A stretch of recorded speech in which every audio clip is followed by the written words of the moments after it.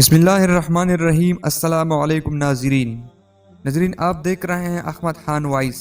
گھر میں برکت پیدا کرنے والے 11 اسباب۔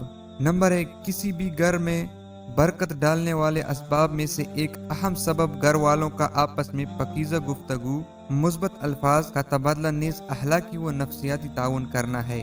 نمبر 2، شفقت اور آسانی۔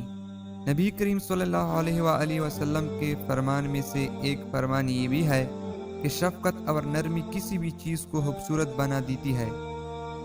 بس معاملات میں نرمی برکت، اطمینان و سکون کو دعوت دیتا ہے، نہ صرف دوسروں کے لیے بلکہ سب سے پہلے اپنی ذات ان چیزوں سے بہراور ہوتی ہے۔ نمبر 3، خواتین کے ساتھ نرمی سے پیش آنا۔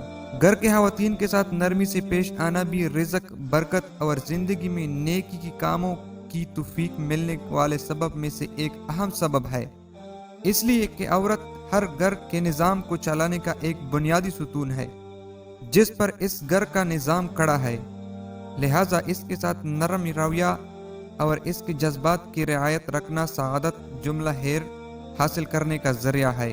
نمبر 4، باہمی احترام۔ گھر والوں کا ایک دوسرے سے احترام سے پیش آنا گھر کے فضا کو خوشگوار بناتا ہے، جبکہ گالی گلوچ اور برے الفاظ باہمی الفت و محبت کو تہ تیغ کر دیتی ہے۔ نمبر 5، اللہ کا ذکر۔ اللہ کا ذکر اور نماز گھر کو اور گھر میں رہنے والوں کو بابرکت بنا دینے والی چیز ہے۔ نمبر 6، شرکت اور میل جول۔ گھر والوں کے کسی بھی کام میں باہمی شرکت جیسے اکٹھے کھانا، تقریبات، گھریلو نظام کے مسلسل بہتری والے امور میں حصہ لینا بھی خیر و برکت سمیٹنے کا باعث ہے۔ مقولہ مشہور ہے کہ جس گھر کے افراد ایک دسترخوان پر کھانا کھاتے ہیں وہ ہمیشہ جڑے رہتے ہیں۔ نمبر 7، حمد و شکر۔ اپنی زبان کو اللہ کے حمد و ثنا اور شکر کا عادی بنانا کہ اس کے نعمتیں بے حساب ہے۔ نمبر 8، تلاوت قرآن کریم۔ روزانہ کے حساب سے گھروں میں قرآن کریم کی تلاوت کا معمول بنانا چاہیے۔ نمبر 9، کثرت استغفار۔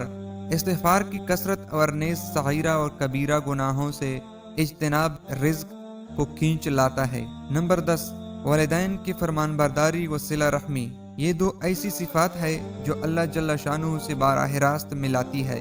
نمبر 11، حلال رزق کی حصول کی کوشش اور حرام سے مکمل اجتناب کرنا، اس لیے کہ برکت حلال اور پاکیزہ مال میں چھپی ہوئی ہے۔